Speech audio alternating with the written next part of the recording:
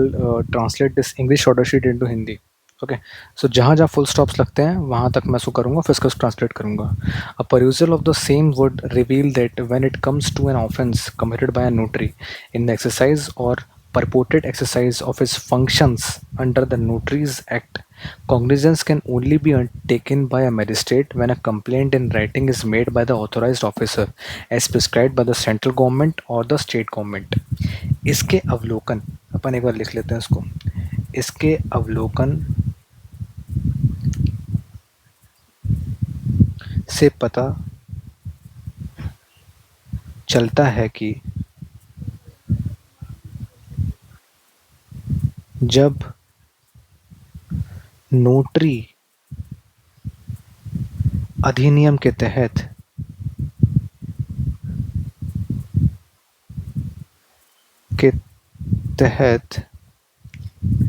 अपने कार्यों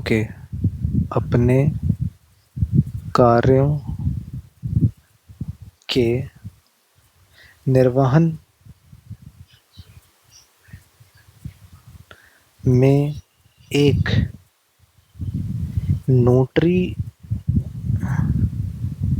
द्वारा किए गए अपराध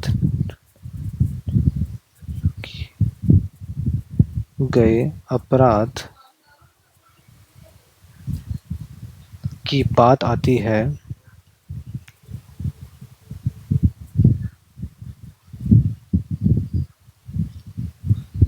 तो मजिस्ट्रेट द्वारा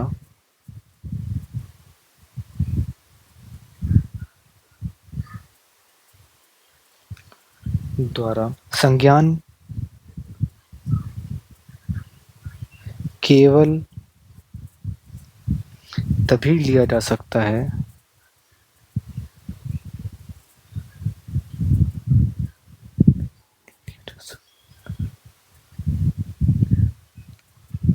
जब केंद्र सरकार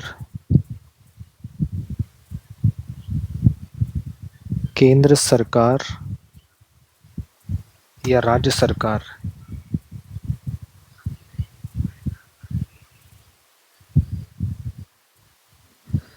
सरकार द्वारा निर्धारित अधिकृत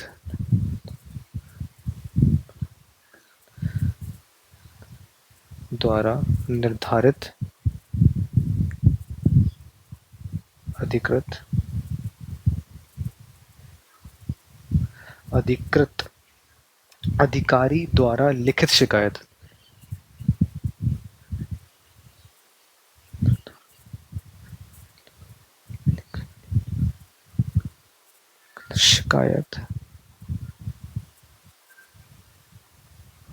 लिखित की गई हो.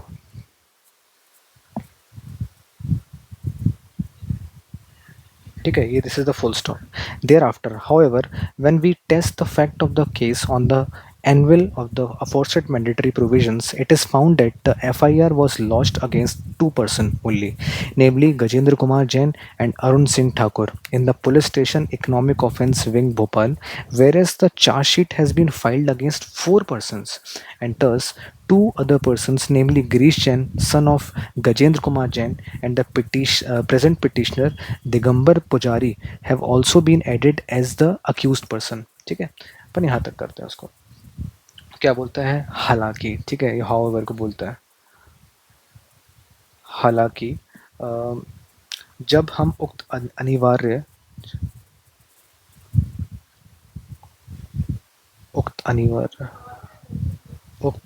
अनिवार्य प्रावधान की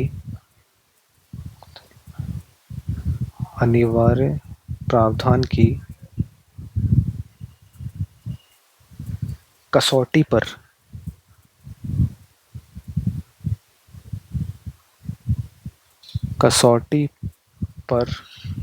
मामले के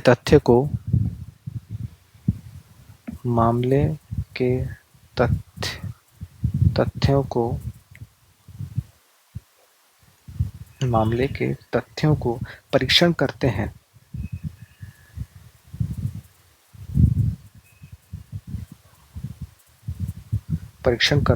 तो पाया जाता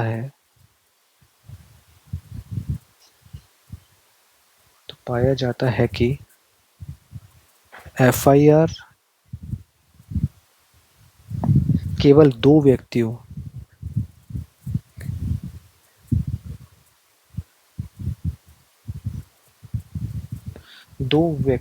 गजेंद्र कुमार जैन,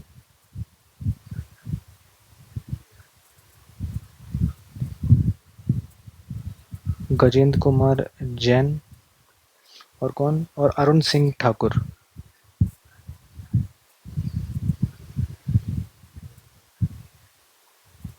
अरुण सिंह ठाकुर,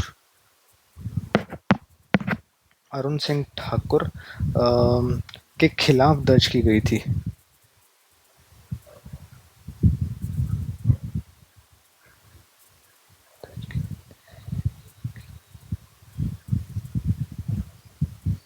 ठीक है। जबकि आरोप पत्र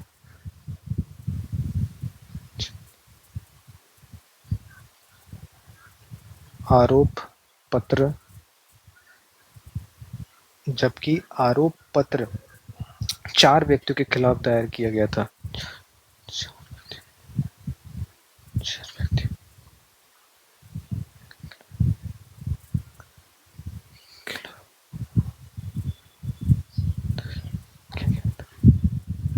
किया गया था। ठीक है।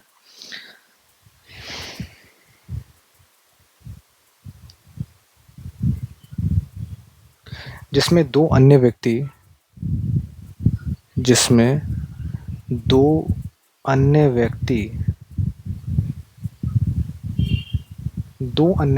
ठीक है, गिरीश जैन और वर्तमान याचिकाकर्ता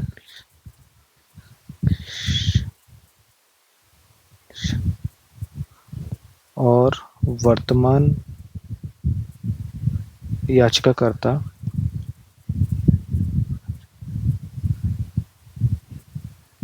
जो कि अपना यही है दिगंबर पुजारी को भी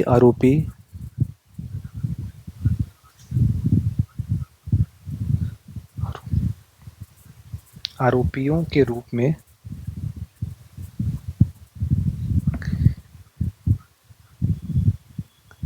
जोड़ा गया है।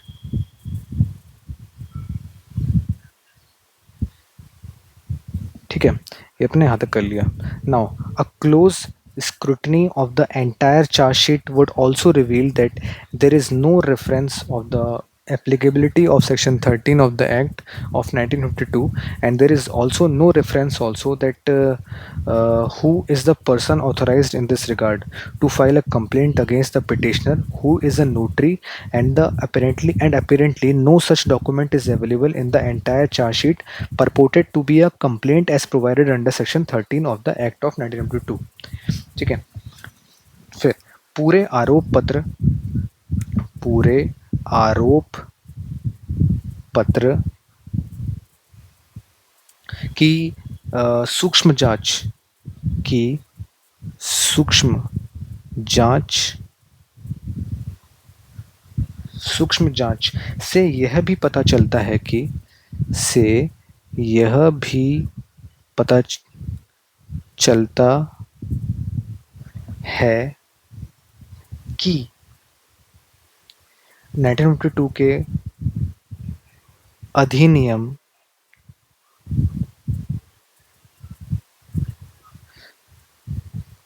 की धारा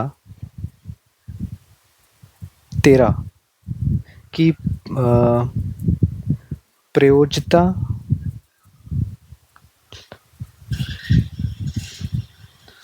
का कोई संदर्भ नहीं है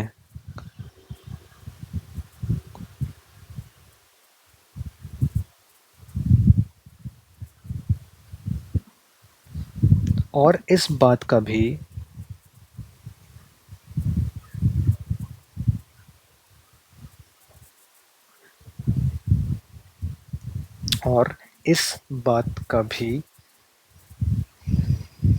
कोई उल्लेख नहीं है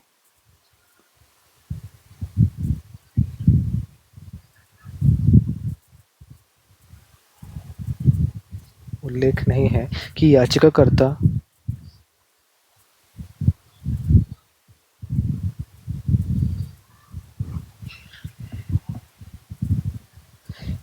कि याचिकाकर्ता जो एक नोटरी है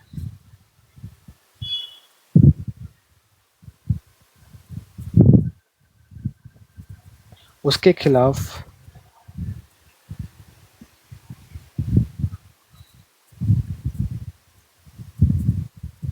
शिकायत दर्ज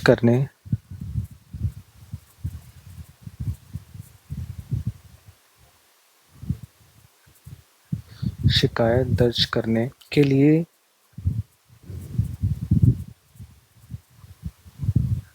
इस संबंध में अधिकृत व्यक्ति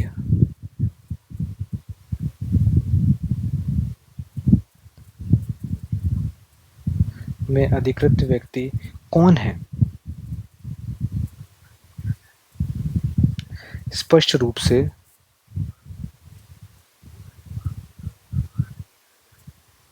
पूरे आरोप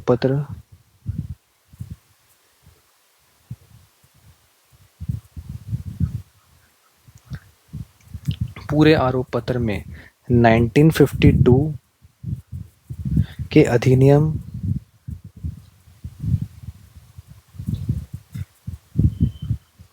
की धारा 13 के तहत प्रदान की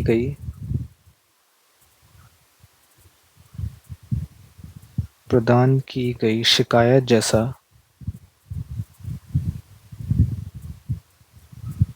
शिकायत जैसा कोई दस्तावेज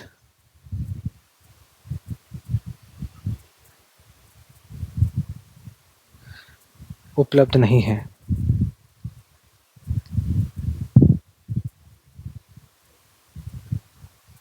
ये इसका एंड है। Now paragraph 9।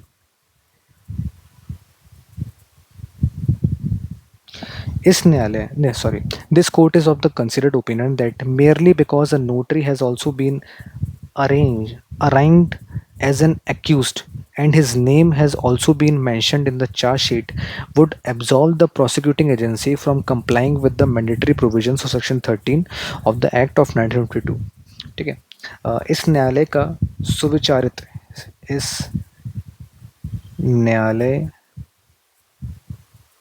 का सुविचारित मत है कि केवल इसलिए कि एक नोटरी को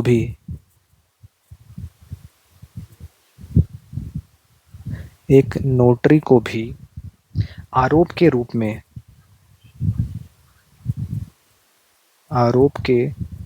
रूप में पेश किया गया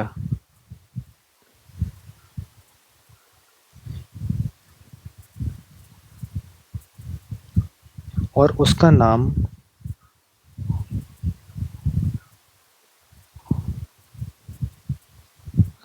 आरोप पत्र में उल्लेखित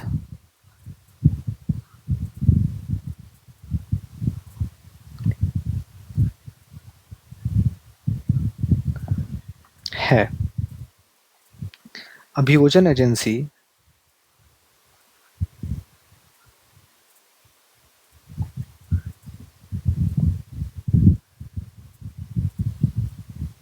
ने 1952 के अधिनियम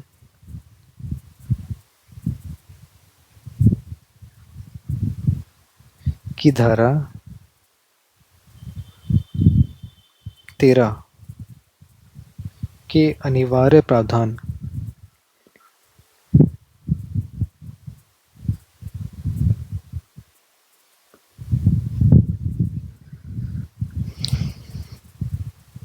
प्रावधानों के अनुपालन से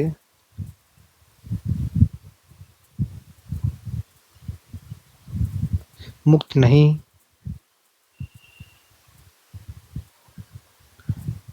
हो जाती है।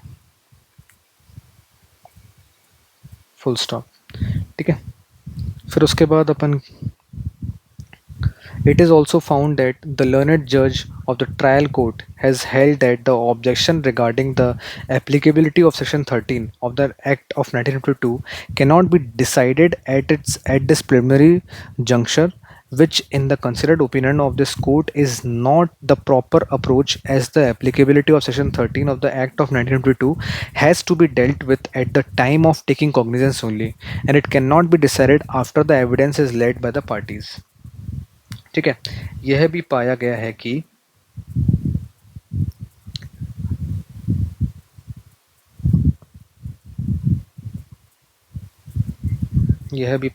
कि ट्रायल कोर्ट के विद्वान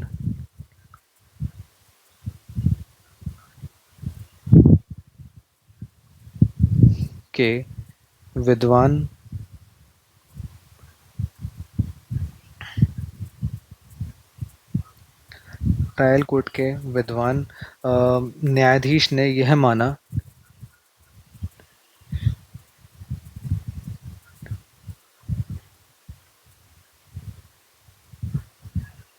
है कि धारा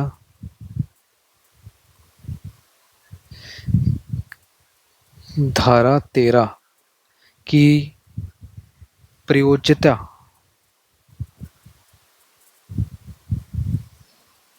के संबंध में आपत्ति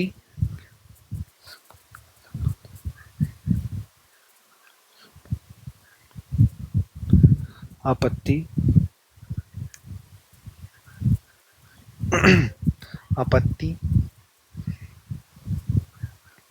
इस प्रारंभिक मोड़ पर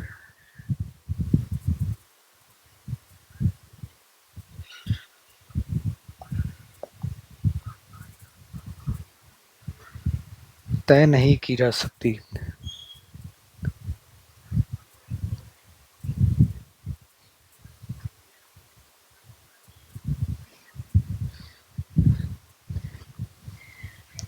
जो जो इस न्यायालय की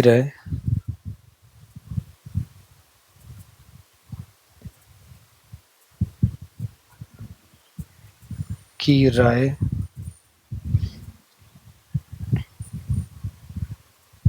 में उचित दृष्टि दृष्टिकोण नहीं है, क्योंकि धारा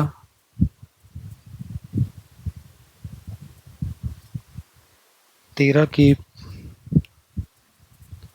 प्रयोज्यता पर संज्ञान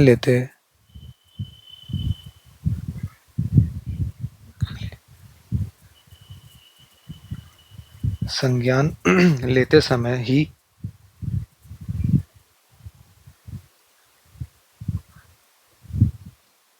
विचार किया जाना चाहिए।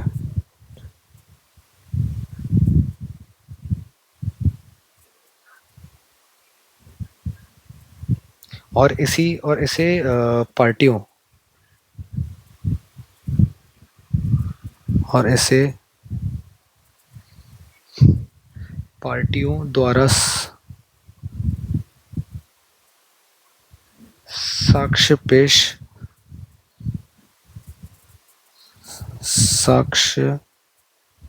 पेश किए जाने के बाद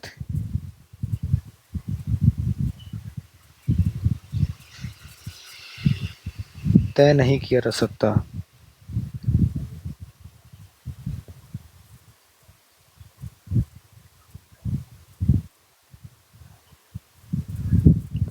ठीक है। Now in view of the same, this court has no hesitations to hold that the learned judge of the trial court has erred in framing the charges as aforesaid against the petitioner in the absence of proper compliance of section 13 of the Act of 1922 by the prosecution. इसके मद्देनज़र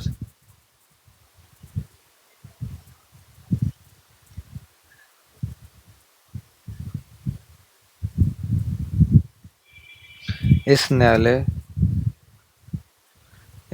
न्यायालय को यह को यह मानने में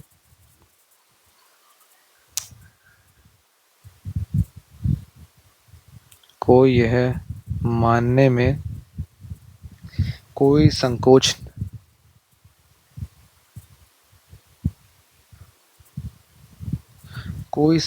नहीं है कि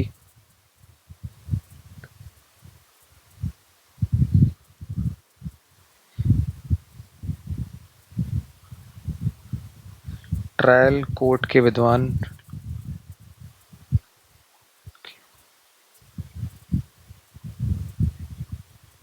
न्यायाधीश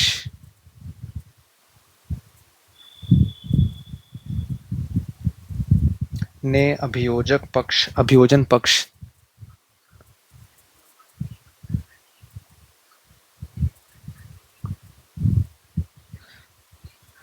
द्वारा 1952 के अधिनियम की धारा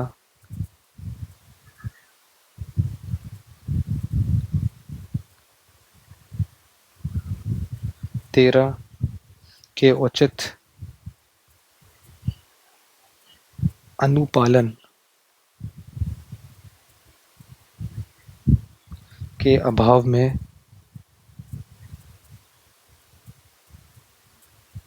याचिकाकर्ता के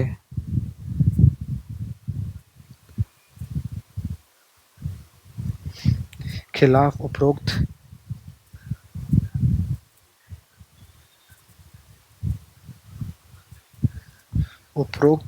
आरोप तय करने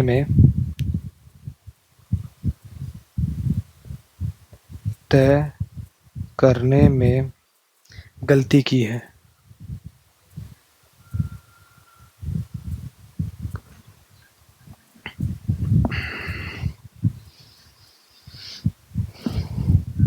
Now 11. Accordingly, the petition stands allowed and the order of framing charges dated 20/6/2025 passed by Special Judge Prevention of Corruption at 1988 District Indore is also hereby set aside. Consequently, the charge sheet FIR at crime number 9/2019 registered at Police Station Economic Offence Wing Indore, that is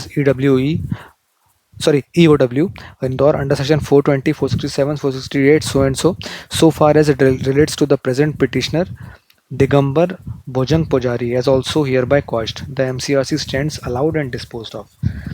तो तदनुसार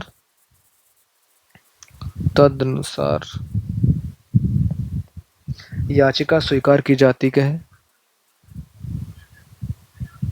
याचिका स्वीकार की जाती है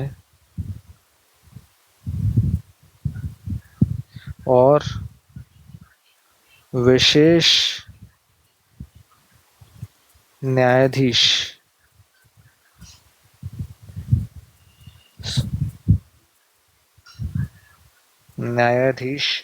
भ्रष्टाचार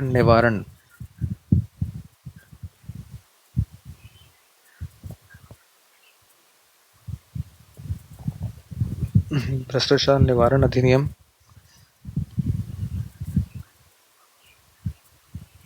1988 जिला इंदौर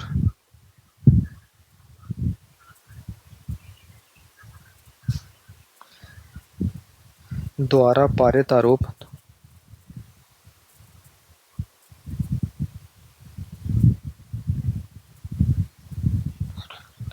तय करने का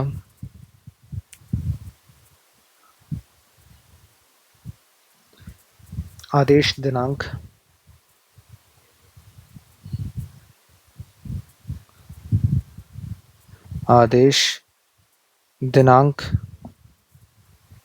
20/6/2025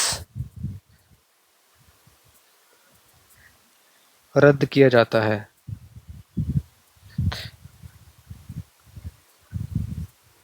रद्द किया जाता है। परिणाम स्वरूप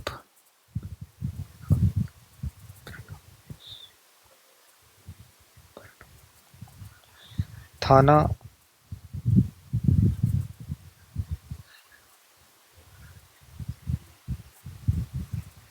आर्थिक अपराध शाखा,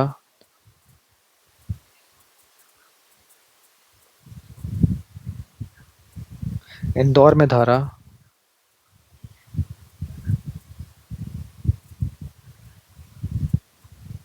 पूरी पूरी, ठीक है, जो अपन 424 सेक्शन के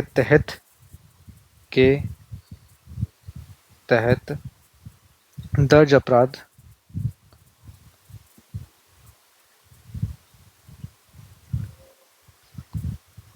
क्रमांक 9/2019 का आरोप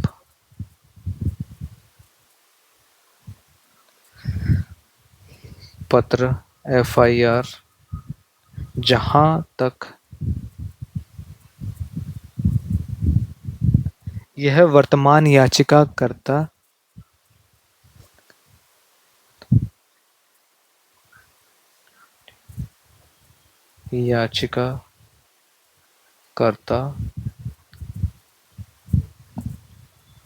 दिगंबर भुजंग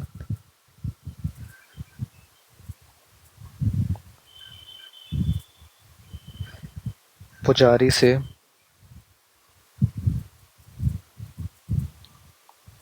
संबंधित है,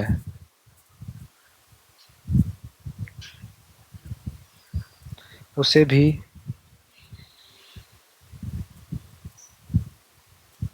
एतद्द्वारा रद्द किया जाता है। एमसीआरसी स्वीकार की जाती है और तदनुसार निराकृत की जाती है।